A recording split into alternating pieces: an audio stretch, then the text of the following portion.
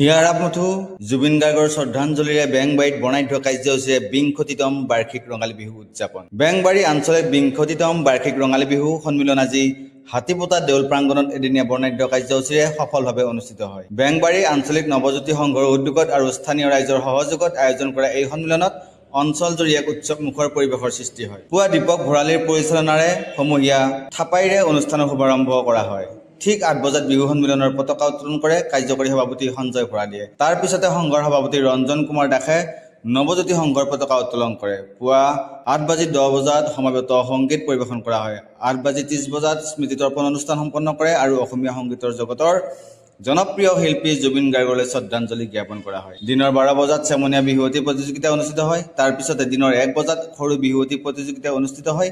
২ বজাত বিহুৱা প্ৰতিযোগিতা অনুষ্ঠিত হয়। বিয়লি ৬ বজাত বেংবাৰী হাইস্কুলৰ অৱসৰপ্ৰাপ্ত শিক্ষক অদিত চন্দ্ৰ কলিতাই বিহুতলী উদ্বোধন কৰে। তাৰ লগতে বিভিন্ন প্ৰতিযোগিতাৰ পুৰস্কাৰদাতাসকলক সম্বৰ্ধনা জনোৱা হয়। কীৰ্তি ছাত্ৰ ছাত্ৰীৰ সম্বৰ্ধনা মুকলি বিহু প্ৰতিযোগিতা আৰু বঁটা বিতৰণী অনুষ্ঠান অনুষ্ঠিত হয়। নিশা গিৰিধৰ গৌতম আৰু স্থানীয় শিল্পীসকলৰ দ্বাৰা এক মনোমোহা সাংস্কৃতিক সন্ধিয়াৰ আয়োজন কৰা হয়। অনুষ্ঠানটোত BBC পৰিষদীয় সদস্য অৰ্জুন দৈমাৰীকে ধৰি বহু বিশিষ্ট ব্যক্তি তথা বহু সংখ্যক সাংস্কৃতিক প্ৰেমী লোক উপস্থিত থাকে। উল্লেখ্য যে দিনজোৰা কাৰ্যসূচীত স্থানীয় শিল্পীসকলৰ সাংস্কৃতিক অনুষ্ঠানেও অন্তৰ্ভুক্ত আছিল, যিয়ে উপস্থিত দৰ্শকসকলক বিশেষভাৱে মুগ্ধ কৰে। News desk report, news TV. মহান ব্যক্তিয়ে আৰম্ভ কৰিছিল, তেখেতক আমি ধন্যবাদ জনাবই লাগিব। কাৰণ তেখেতসকলৰ যি চিন্তাধাৰাৰ কাৰণে আমাৰ অঞ্চলত এটা সকলো জাতি জনগোষ্ঠীৰ এনাজৰি এটা মিলা প্ৰীতি আমি আগবাঢ়ি আহিছোঁ।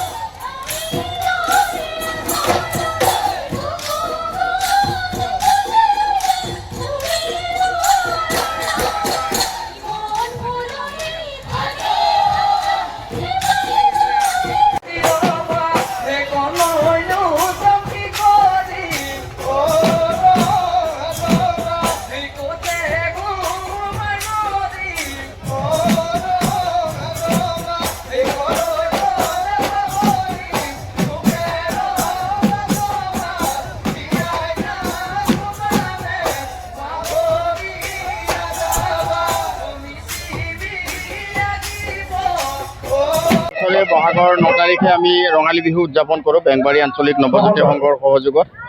বেংবাৰী অঞ্চলৰ ৰাইজৰ সহযোগত আমি এই বিহু আজি 20 বছৰ ভৰি দিলে। কিন্তু এইবাৰ আমি অতি দুখেৰে জনাইছোঁ যে প্ৰথমবাৰ আমি জুবিনদাৰ অবিহনে আমি এইবাৰ ৰঙালী বিহু উদযাপন কৰিব ওলাইছোঁ। আৰু সেয়ে আজি ৰাতিপুৱাই প্ৰথমে তেখেতৰ প্ৰতিমূৰ্তিত আমি মাল্যাৰ্পণ কৰিছোঁ। তেখেতৰ মায়াবিনী গীতেৰে তেখেতক আজি আমি শ্ৰদ্ধাঞ্জলি জনাইছোঁ। আৰু যদিও আমি পৰম্পৰাটো ৰক্ষা কৰি আহিছোঁ, তথাপিতো আমাৰ মনবোৰ উৰুঙা, যিহেতু আজিলৈকে জুবিনদাই ন্যায় পোৱা নাই। আমি ন্যায় বিচাৰোঁ। লগতে প্ৰত্যেকজন অসমীয়া মানুহে জুবিনদাৰ ন্যায়ৰ হকে মাত মাতিব লাগে আৰু অনাগত দিনত যাতে জুবিনদাই ন্যায় পায়, লগতে আমাৰ হিয়াৰ আমুঠু গৰাকীক আমি যাতে উপযুক্ত মৰ্যাদা দিব পাৰোঁ, সেইটোৱে আমাৰ কাৰ্যসূচী, দুদিনীয়া কাৰ্যসূচী। কিন্তু এইবাৰ আমি মানসিকভাৱে সম্পূৰ্ণভাৱে সুস্থ নহয়, তাৰ কাৰণে আমি এদিনীয়া কাৰ্যসূচী এইবাৰ আমি বিহুখিনি আয়োজন কৰিছোঁ। বিভিন্ন আজি পুৱাৰ ভাগত আমাৰ বিহুৰ পতাকা উত্তোলন আছিলে, নৱজ্যোতি সংঘৰ পতাকা উত্তোলন হৈছিলে। তাৰপিছত আমি আমাৰ স্মৃতি দৰ্পণ আছিলে, বৃক্ষৰোপণ কাৰ্যসূচী, আৰু শেষত জুবিনদাৰ আমাৰ সকলোৰে কলিজাৰ হাৰ্টথ্ৰব জুবিনদাৰ নামত আমি শ্ৰদ্ধাঞ্জলি আমি তেখেতক এতিয়া আমাৰ মুকলি বিহু চলি আছে। মুকলি বিহুৰ পিছতে আমাৰ বঁটা বিতৰণী সভা অনুষ্ঠিত হ'ব আৰু বঁটা বিতৰণীৰ পিছতে আমাৰ আজি সাংস্কৃতিক সন্ধিয়া আছে। গিৰীশ গৌতমৰ গীতৰ ভৰাই আৰু সাংস্কৃতিক সন্ধিয়াৰ পিছতে আমাৰ আজি অনুষ্ঠান কাৰ্যসূচী সামৰণি পৰিছে। আমি বহাগ বিহুৰ ৰাইজৰ আমি এটা বাৰ্তা দিব বিচাৰোঁ যে আমাৰ সকলোৰে মংগল হওক, আহিবলগীয়া দিনবিলাক সুখ শান্তি হওক, জুবিনদাৰ দৰে ঘটনা যাতে অসমত আৰু কাহানিও নঘটক, আৰু লগতে জুবিনদাই ন্যায় পাওক। মই সেইখিনিয়ে অসমবাসী ৰাইজৰ ওচৰত মই আহ্বান জনাইছোঁ, ন্যায়ালয়ৰ প্ৰতিও আহ্বান জনাইছোঁ যাতে জুবিনদাক ন্যায় দিয়ে। আজি বিশেষকৈ আমাৰ অঞ্চলত বিশেষ অতিথি হিচাপে আমাৰ মাজত আছিলে আমাৰ বিশেষকৈ বেংবাৰী হাইস্কুলৰে অৱসৰপ্ৰাপ্ত প্ৰধান শিক্ষক মাননীয় আদিত্য কলিতা, আৰু আমাৰ এই অঞ্চলৰে MCLA মাননীয় শ্ৰীযুত অৰ্জুন দৈমাৰীদেৱ, তেওঁলোক আছিলে আমাৰ আঞ্চলিক ৰঙালী বিহু সন্মিলনী। এইবাৰ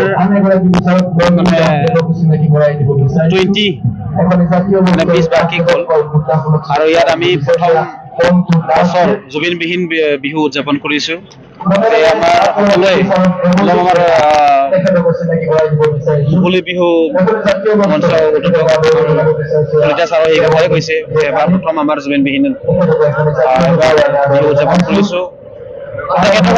তেখেতে চিন্তাটো আছিল যে অসমৰ সাংস্কৃতিক অসমৰ পৰা ৰক্ষা হ'ব লাগে, আৰু তেখেতৰ যি চিন্তাধাৰা আছে আমি সেইটোকে ৰক্ষা কৰিবৰ কাৰণে আমি আজি সকলো ৰাইজে মিলি, আমাৰ বেংবাৰী অঞ্চলৰ ৰাইজে মিলি বিহু উদযাপন কৰিছোঁ। আৰু এইবাৰ যোৱাবাৰতকৈ বেছি ভাল হোৱা বুলি মই ভাবিছোঁ। মই MCLA হোৱাৰ পিছত মই প্ৰথম দায়িত্ব বেংবাৰীত বিহু উদযাপন সমিতিৰ সভাপতি হিচাপে হৈছিল, আৰু মই যিখিনি সহায় কৰিছোঁ, আৰু আমাৰ সকলো ৰাইজে মিলি ধুনীয়াকৈ বহুত দূৰ দূৰণিৰ পৰা নাচনী নৃত্য দলবিলাক আহিছে, আৰু ভাল লাগিছে বহুত। জুবিনবিহীন যি বিহু, এই বিহু যাতে সকলোৱে নিজৰ মনত জুবিনক লৈ কিনে হিয়াৰ আমঠু আমাৰ জুবিনদা, তেখেতৰ সকলোকে মনত ৰাখি তেখেতৰ যিটো আমাক শিকাই গৈছিল সেইটোকে আমি পালন কৰি যাম বুলি আমি সমাপ্ত লৈছোঁ। চাওক, আমি আজিৰ দিনত বেছি হৈছে জাতি ধৰ্ম লৈ, হয়নে? সকলোৱে পৃথক হৈ গ'ল, যে আমাৰ বড়োসকলৰ বেলেগ, ৰাভাসকলৰ বেলেগ, কোচৰ বেলেগ, নহয়নে? বিভিন্ন চবৰ বেলেগ, কিন্তু আমাৰ এটাই এটা মঞ্চ আমি পাওঁ বিহু। এই মঞ্চত কোনো জাতিৰ, ভাষা, ধৰ্মৰ কোনো চিন নাই। আমি চবেই আছো ইয়াতে বেংবাৰী অঞ্চলত, ৰাভা, বড়ো, আদিবাসী, নহয়নে? বিভিন্ন জাতি জনগোষ্ঠীৰ আমি এটা মিলন, এটা ভূমি আমাৰ এই বেংবাৰী অঞ্চল। আৰু ইয়াত যিমানখিনি চাব, বিভিন্ন জাতি জনগোষ্ঠীৰ বিহু চাবলৈ আহে, আৰু সকলোৱে আমাক সহায় কৰে, নিজৰ দান বৰঙণি দি হ'লেও আমাক বিহু উদযাপন কৰাৰ কাৰণে উৎসাহ দিয়ে। সেইটো কাৰণে আমাৰ বেংবাৰী অঞ্চল বহুত ভাল, ৰাইজে আমাক বহুত সাহস দিছে, আৰু ৰাইজৰ কাৰণে আমাৰ এই সাংস্কৃতিক যি আমাৰ পৰম্পৰা বিহু ৰক্ষা হৈ থাকিব বুলি মই আশা কৰিছোঁ। মই ধন্যবাদ দিছোঁ আৰু সকলোকে বিহুৰ শুভেচ্ছা জ্ঞাপন কৰিছোঁ।